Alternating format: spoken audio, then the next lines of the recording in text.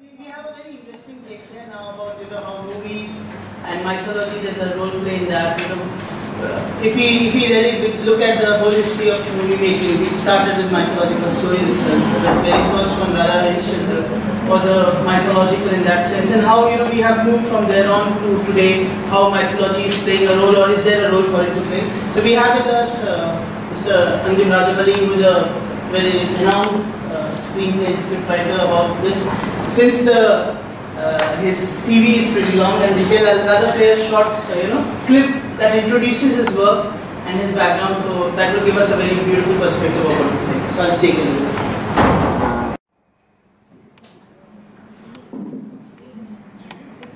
Yes.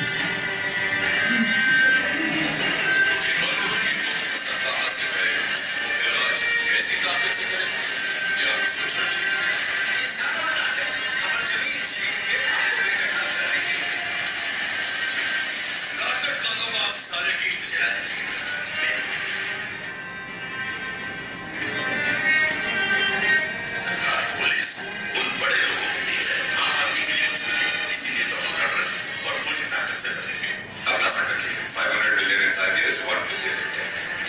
आपके अंदर इतनी कड़वाहट की वजह से सक्सेस होने लगी। ये बात शायद आप लोगों की समझ में कभी नहीं, क्योंकि वैसा ही आप बहुत आसान होगी bright.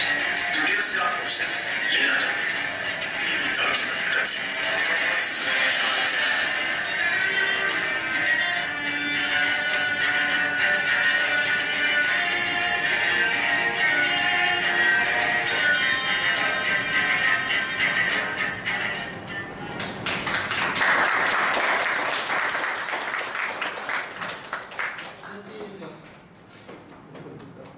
I'm sorry, Lord, this was an unnecessary introduction. You mean to have done that?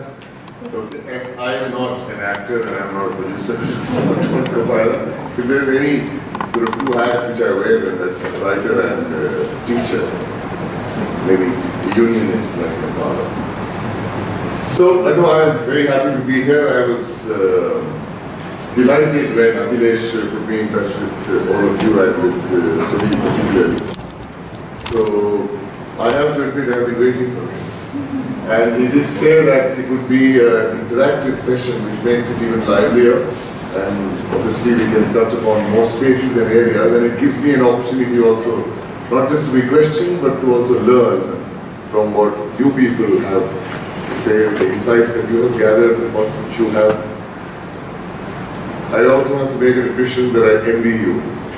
You have actually made the time and the commitment to do this course, delve into this very, very fascinating, unendingly fascinating subject of mythology. So I'm hoping to be able to discuss with you people what you also have to share with me and what you are able to throw at me, which I can take back. So, how do you want to do this? You tell me, do you want me to start with the introduction of what it means to me, mythology, what impact it's had on me?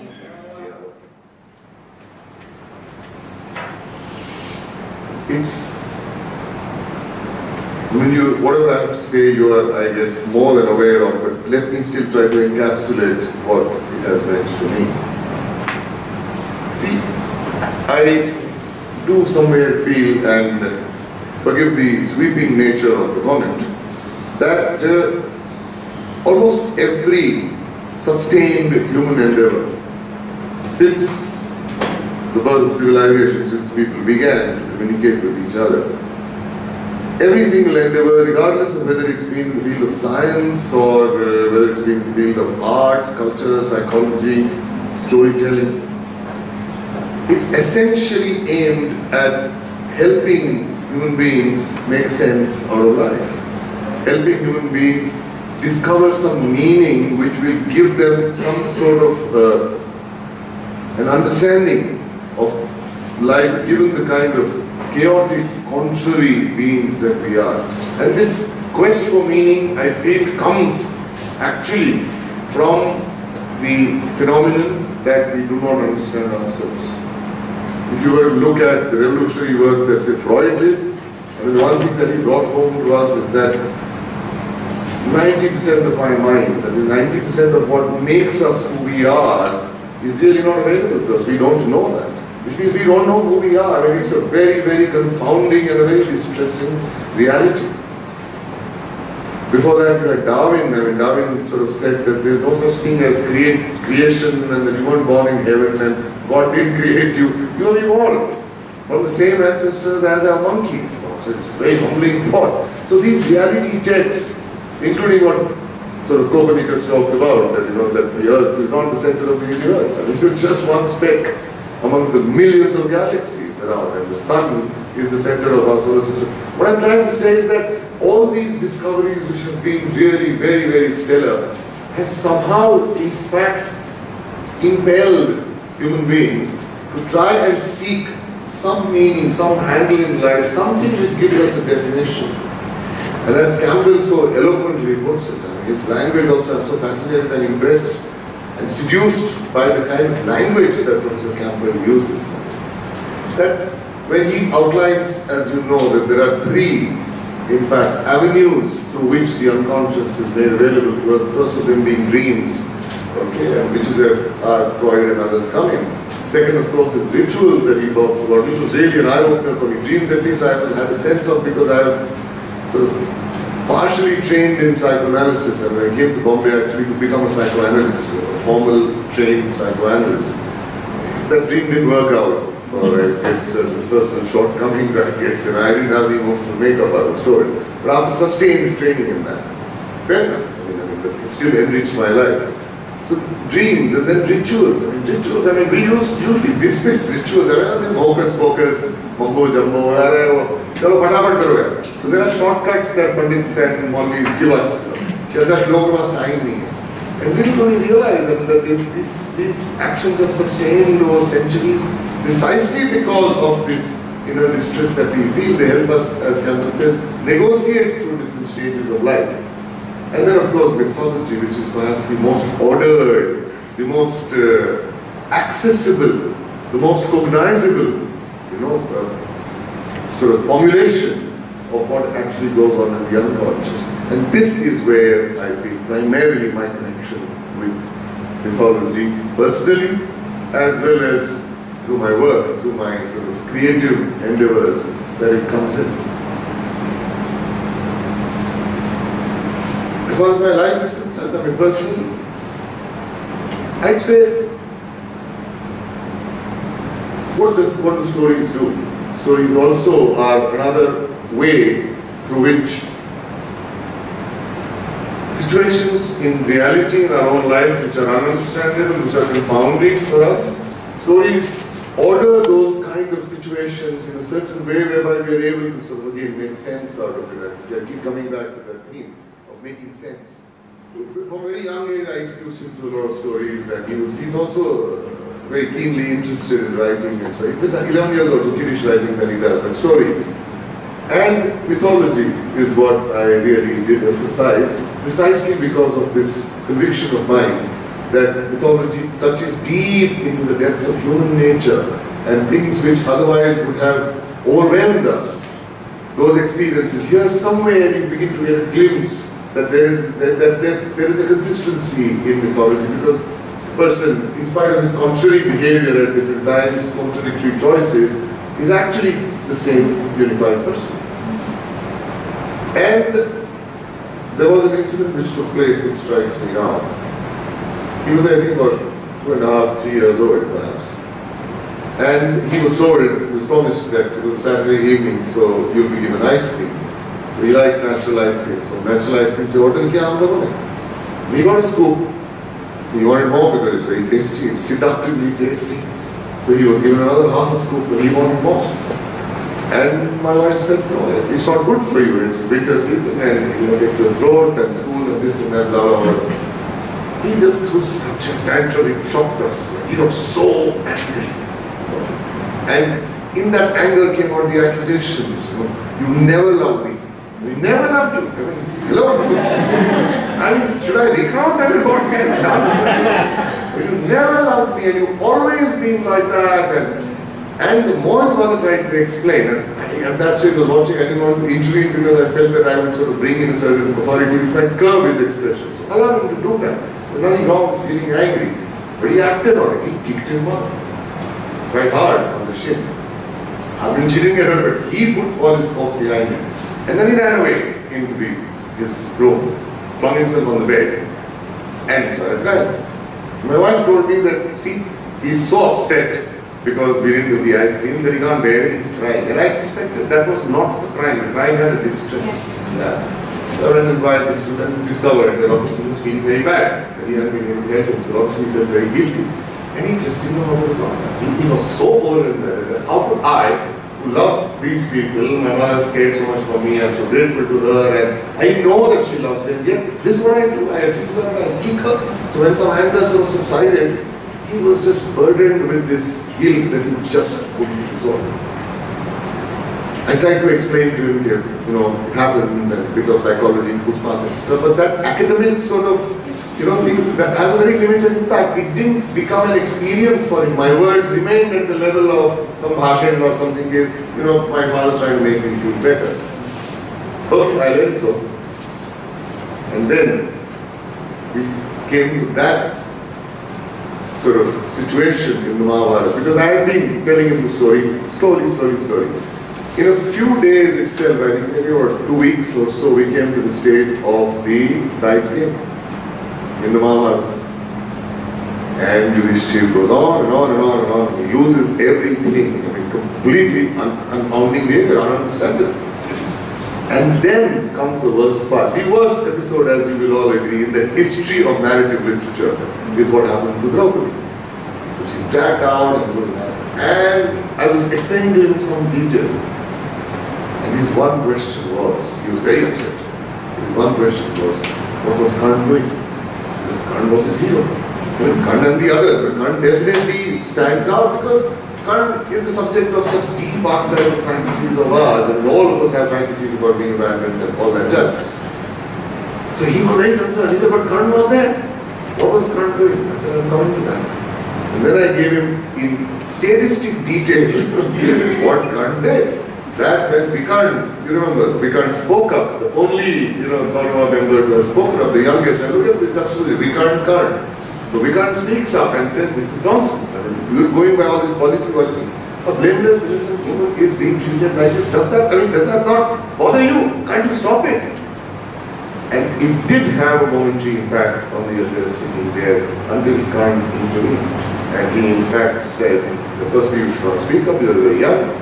Second thing he said, which was killing, that how can you call a woman who sleeps with 5 men, blameless or innocent or respectable? She is a whore and she should be treated like one. And Duryodhana took over after that. He was shocked. And I asked him again, twisting the knife in his gut, that do you think that if Karna had actually told Duryodhana that please stop this, I don't agree with this is wrong, what do you think? Do you think it would have had an impact on Duryodhana? He said he would have stopped because he depended on Karna's survival. And my son, in some respect, does show a certain kind of maturity which does also surprise me at times. So he did say, he said no, he would stop because he depended on him. I said, yeah, but he didn't do it. Now I said, now deal with it. He's your hero who's a victim, who suffered, our sympathy goes out to him, he's valorous, he's generous, he's courageous, he's loyal, all the qualities that we aspire to inculcate in ourselves. And yet he does something like this. First he told me why. I explained to him about envy and brought up the whole mythical unconscious thing that actually he should have been part of the Pandavas, etc. He didn't know it, but somewhere he's being. The mythology is about that, it's about instinct and not necessarily what your conscious knowledge.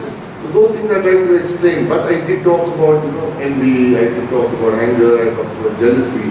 But I said that he was capable of that and that made him do this. Deplorable as it was, doing this, people do that. And I'm telling you, it hit the target bang on. Because I continue with the story that, okay, the repeat of the dice game, this and all that was going on. But he was distracted. And I sensed it. And sure enough, he interrupted me and he said, isn't that what happened to me that day? That I was not like that.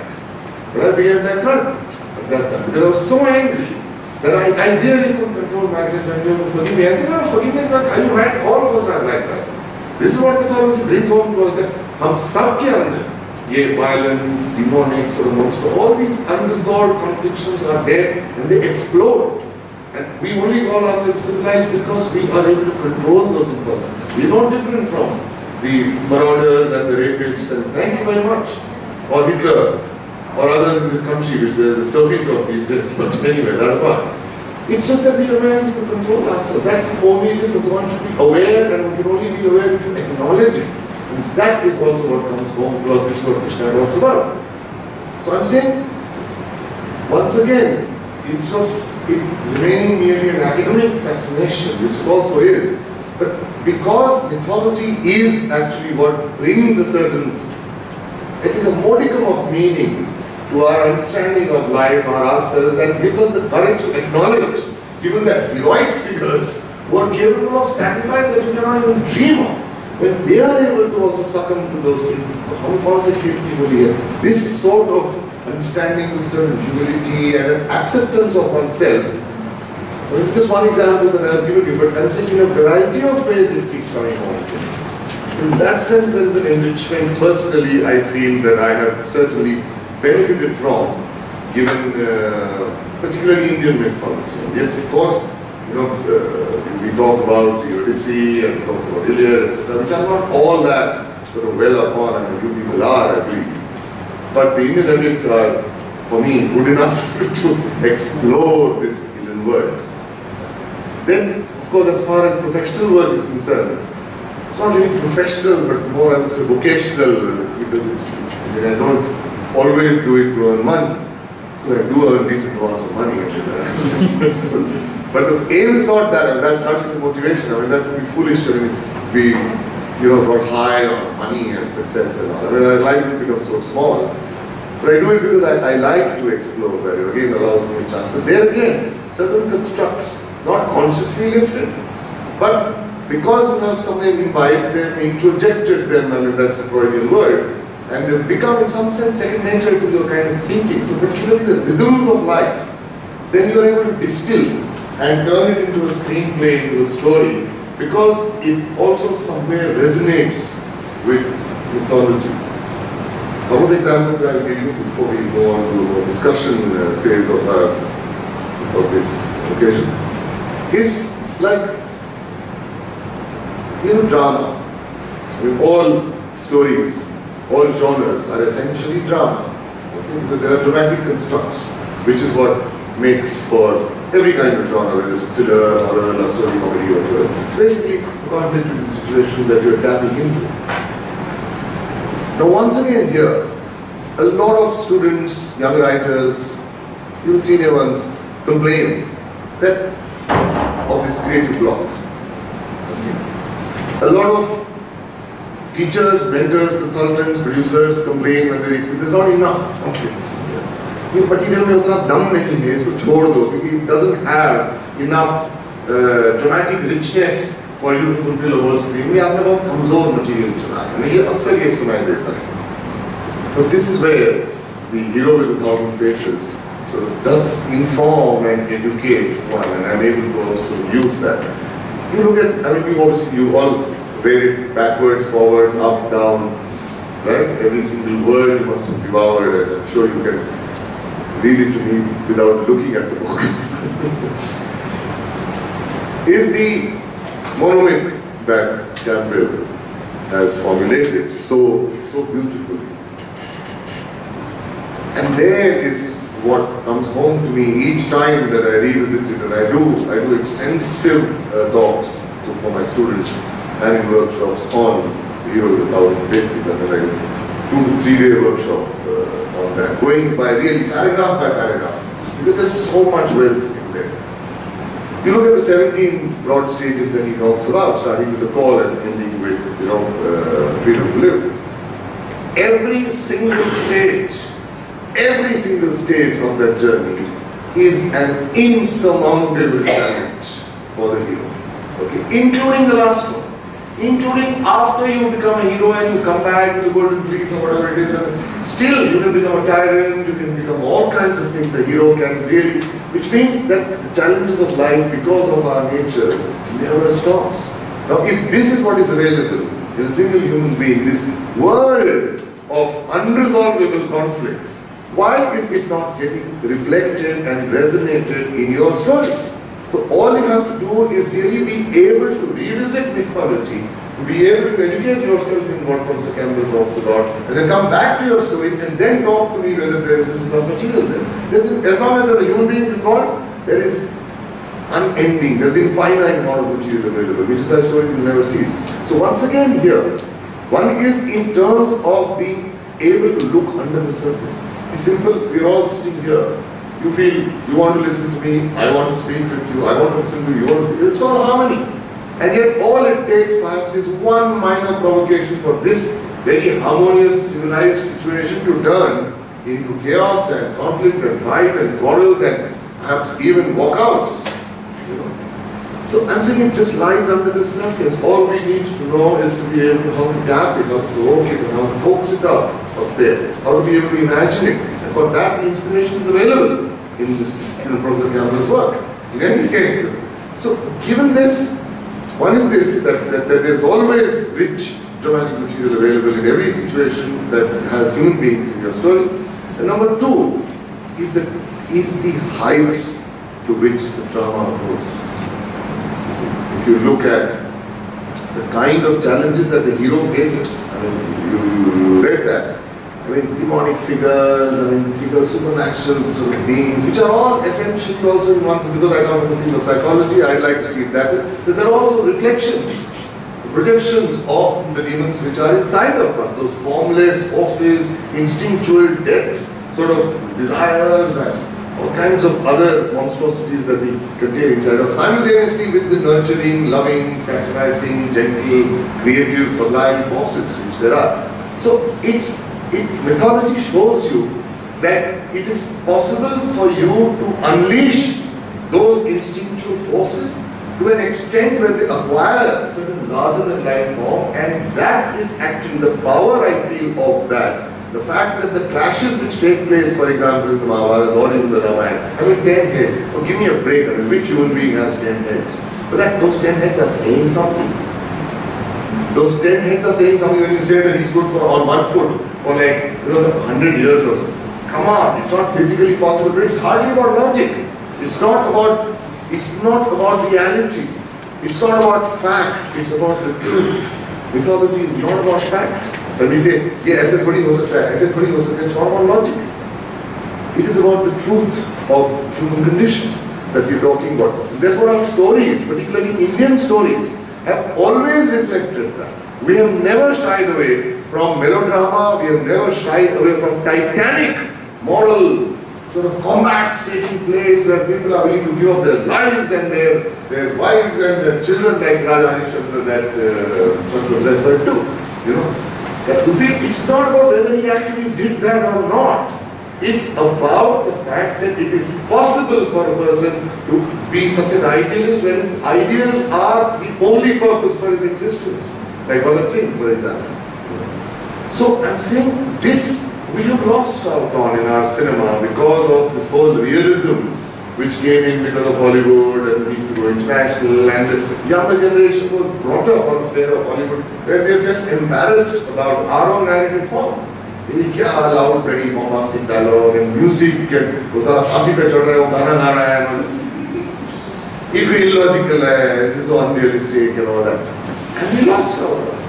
We lost out on the power of our narrative traditions, which actually we understood in its own cultural orientation and not as a yardstick of logic or it was credible for us.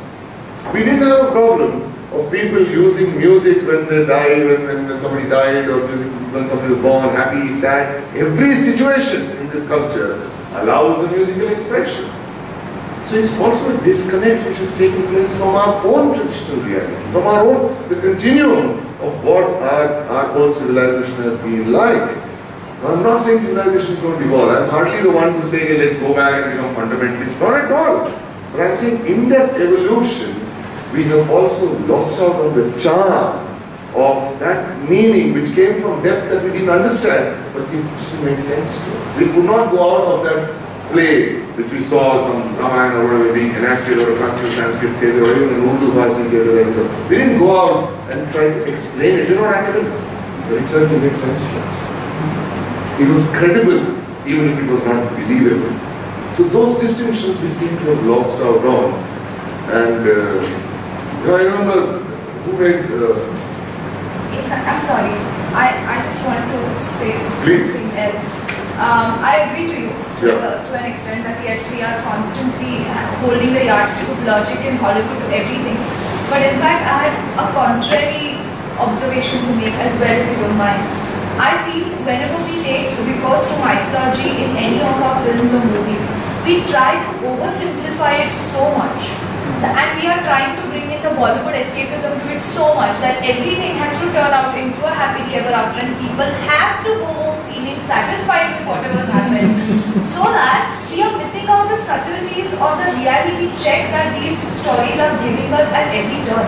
So for example, if you take Mahabharata, you don't feel happy when you end that book. You don't say, oh, yippee, they won. You don't do that because it still leaves that bitter taste. Ridhima.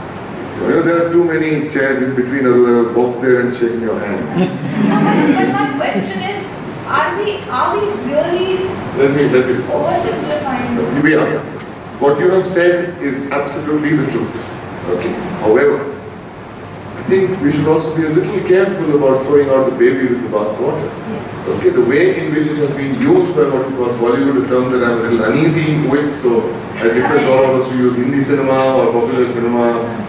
So in mainstream cinema, we certainly have been guilty of simplifying that, and 90% of the times, we are actually guilty of doing that. And again, an intensive conversation that Akhilesh and I were having in the car while coming here about this compulsion to be feel good. Yeah, look at it, that's Akhilesh because you haven't seen him in class. Own admission. So I'm sorry I'm embarrassing him. But he's the one who actually spoke with me first and then put me in touch with Surya. It's absolutely true.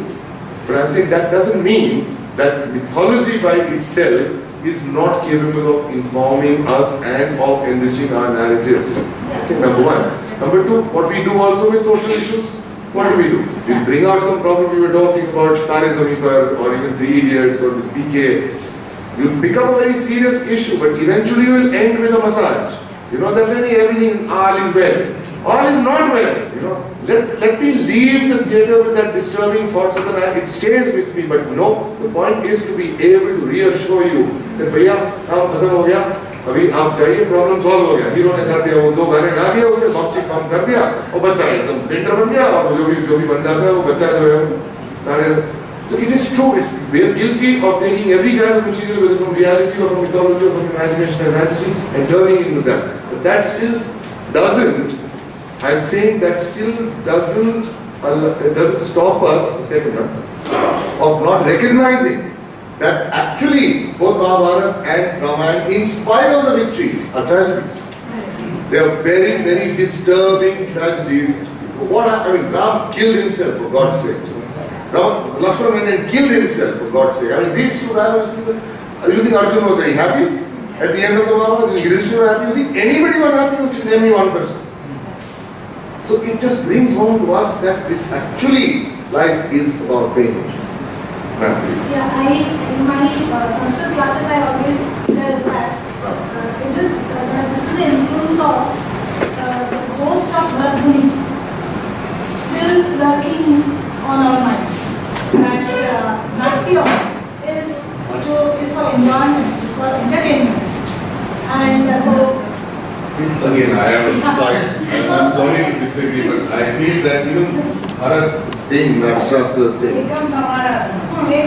Yeah, but I'm saying if you look at his definition of entertainment, okay, it's also when you talk about the whole Navras thing that it leaves you actually suffused and filled up with those rasas, and a lot of those rasas are anger, vivas, etc. But yeah, his analysis is more like a treatise on how to write and how to. But see, for him, a play, because films were not there back then. So play was the medium of visual expression. So a play is a toy. Read in your it's a toy. And so it is to give you pleasure. And so having a happy ending. So I'll give you an example. Uttaram Charitam of Bhagavati. Here it would have ended in a tragedy. But Bhagavati changed that play. Changed the theme of Ramayana. Just to show how it's not a breakup story.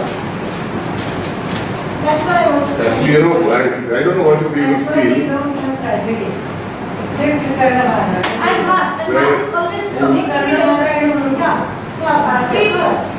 pre-birth. We don't have tragedy in Sanskrit texts. Really? Yeah.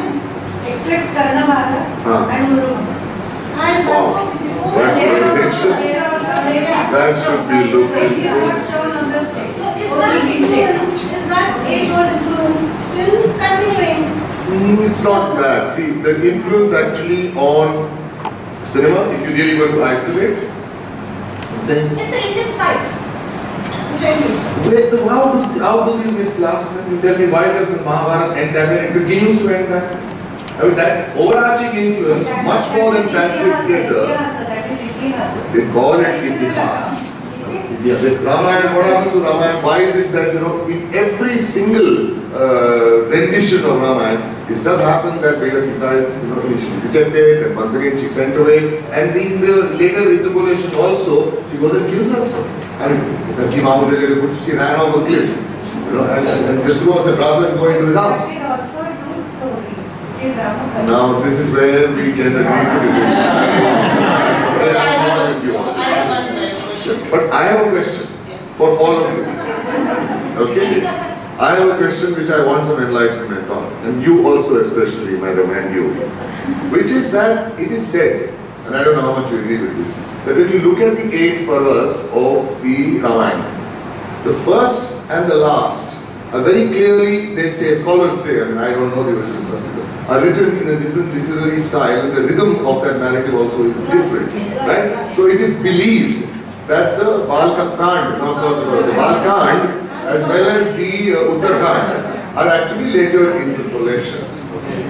Now, that means, would it be safe to assume, going by this theory, that Valmiki's Ramayana ended when he got into that Pushpa Viman and came home and all is well?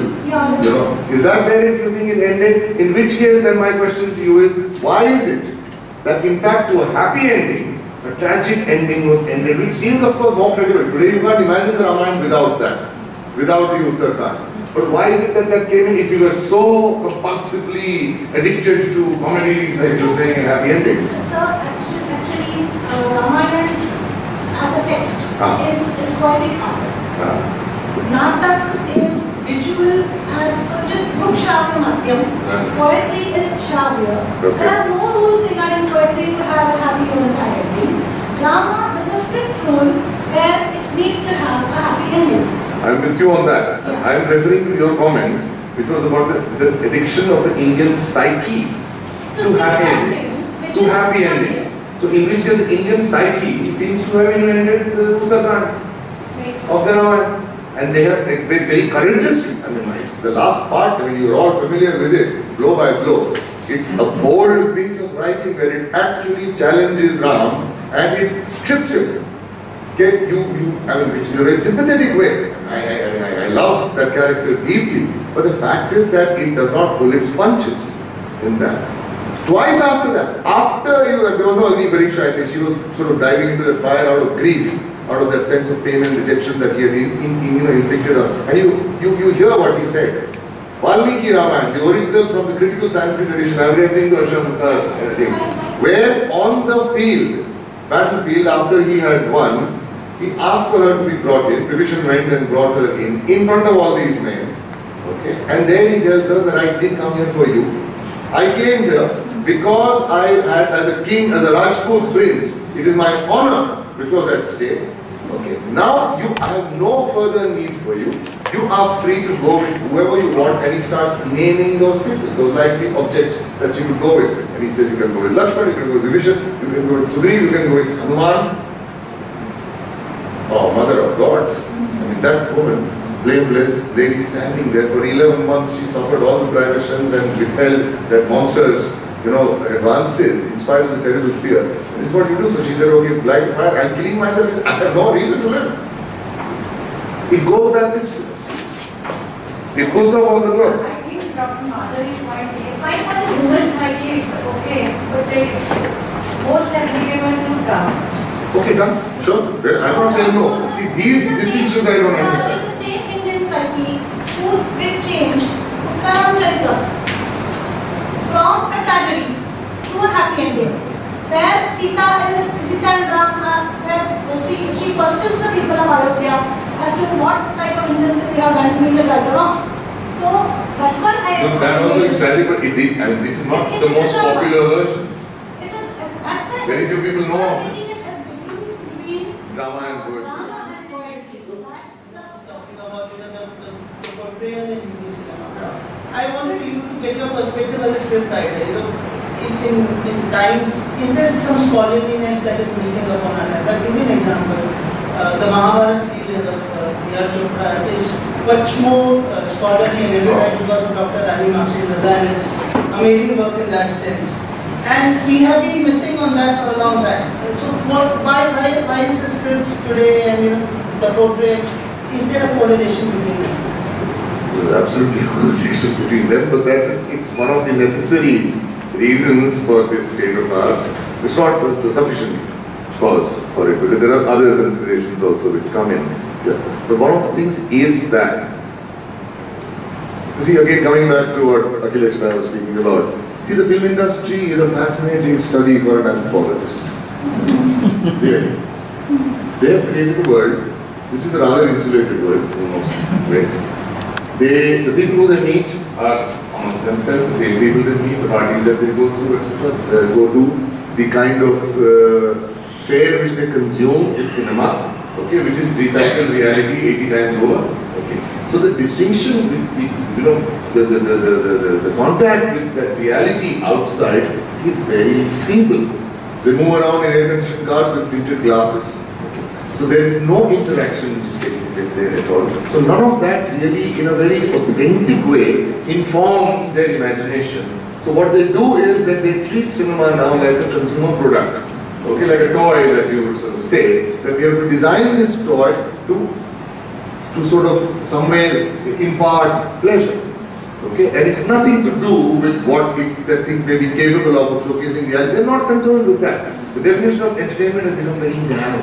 So this is also a compounded reason that the people themselves are not ready. It's impossible to have a political discussion, for example,